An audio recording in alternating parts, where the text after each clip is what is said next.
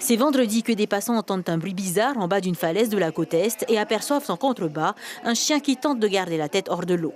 Heureusement, des pêcheurs ne sont pas loin. Ils s'approchent du chien et constatent qu'il est attaché à un caillou. Quelqu'un l'aurait balancé du haut de la falaise volontairement. Les pêcheurs le détachent et sur la berge, il est recueilli par des bénévoles du SPAP.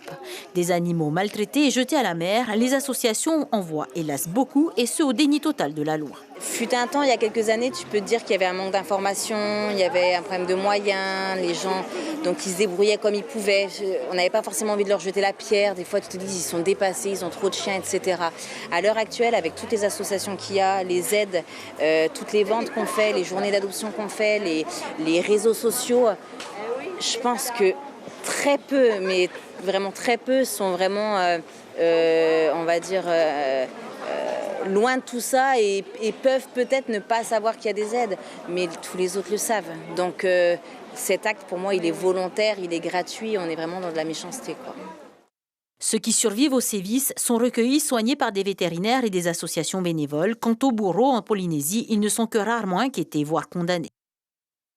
Si les mairies, le territoire, etc. nous octroyaient des aides, ça irait quand même un peu plus vite, je pense. Parce que les solutions, c'est la stérilisation, l'identification. C'est pas si compliqué que ça. Mais bon, il faut vouloir.